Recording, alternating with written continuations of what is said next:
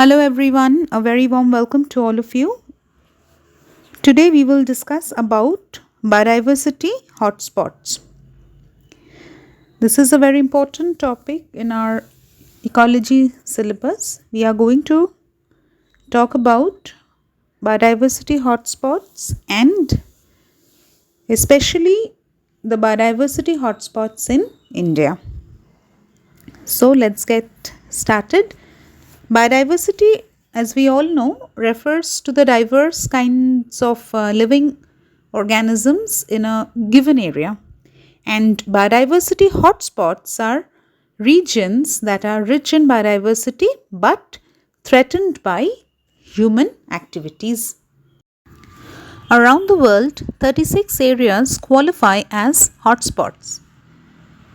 Their intact habitats represent just 2.5% of Earth's land surface, but they support more than half of the world's plant species as endemics, that is, species found nowhere else, and nearly 43% of birds, mammals, reptiles, and amphibian species as endemics.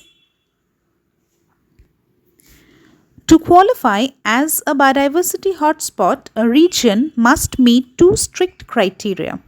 Number one, it must have at least 1,500 vascular plants as endemics, which is to say, it must have a high percentage of plant life found nowhere else on the planet.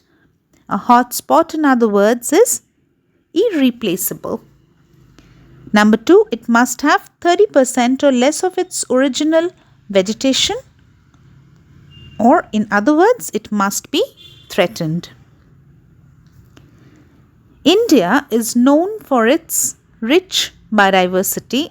Around 24.46% of its geographical area are covered by forests and trees. Coined by Norman Mayers, the term biodiversity hotspots can be defined as the regions which are known for their high species richness and endemism. Following the criteria for an area to be declared as a biodiversity hotspot, there are four major biodiversity hotspots in India: the Himalayas, the Indo-Burma region, the Western Ghats, and the Sundarlands. The Himalaya includes the entire Indian Himalayan region and also that falling in Pakistan, Tibet, Nepal, Bhutan, China, and Myanmar. Coming to the Indo-Burma region, it includes the entire northeastern India except Assam and Andaman group of islands, and Myanmar, Thailand, Vietnam, Laos, Cambodia, and southern China. The Western Ghats includes the entire Western Ghats and Sri Lanka as well. And finally, the Sundarlands include the Nicobar group of islands in Indonesia, Malaysia, Singapore, Brunei, and Philippines. You can take a look at the Earth's terrestrial hotspots of biodiversity, followed by the picture which shows the map of India, where the four biodiversity hotspots are marked with four different colors. The saffron or orange color represents the Himalayan region. The purplish blue color represents the Indo-Burma region. The green represents the Western Ghats, and the red represents the Sundarlands. Now we'll talk about each one of these hotspots in details. The Himalayan mountain range is nearly 7.5 million square kilometers in size and is divided into Eastern Himalayas, which includes parts of Nepal, Bhutan, and northeastern Indian states of West Bengal, Sikkim, Assam, and Arunachal Pradesh, and the Western Himalayas, which includes parts of Kumaon, Garhwal, northwest Kashmir, and northern Pakistan. The Himalayan region are a home to diverse flora and fauna. It includes mixed conifer and conifer forests in the higher hills, alpine meadows above the tree line, and the tallest alluvial grasslands in the world, subtropical broadleaf forests along the foothills, temperate broadleaf forest in the mid hills. Now, these Himalayan mountains are the highest in the world. As we know, it also includes Mount Everest and Mount K2. It also includes some of the major rivers of the world like the Indus, the Ganga, the mighty Ganges. Himalayas host about 163 endangered species, including one-horned rhinoceros, wild Asian water buffalo, and as many as 45 mammals, 50 birds, 12 amphibians, 17 reptiles, 3 invertebrates, and 36 plants.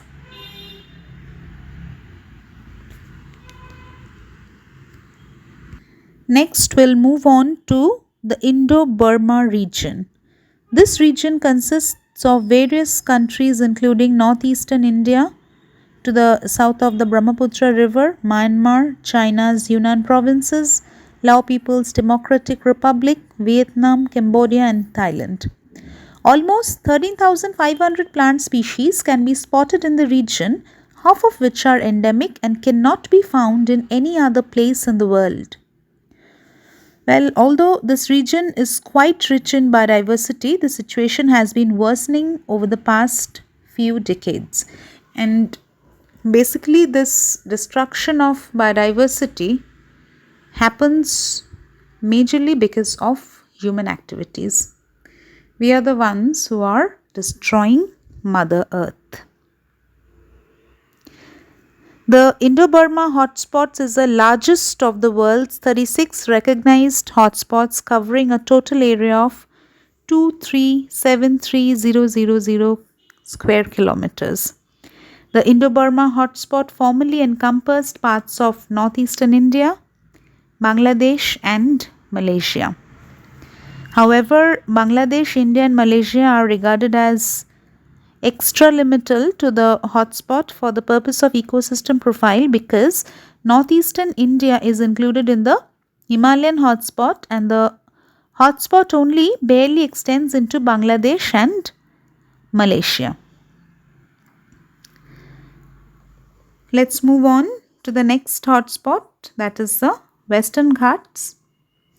The Western Ghats, sometimes referred to as the Sahyadri Hills locally, are made up of Malabar Plains and a group of mountains that extend the 30 to 50 kilometers inland and parallel to India's western coast.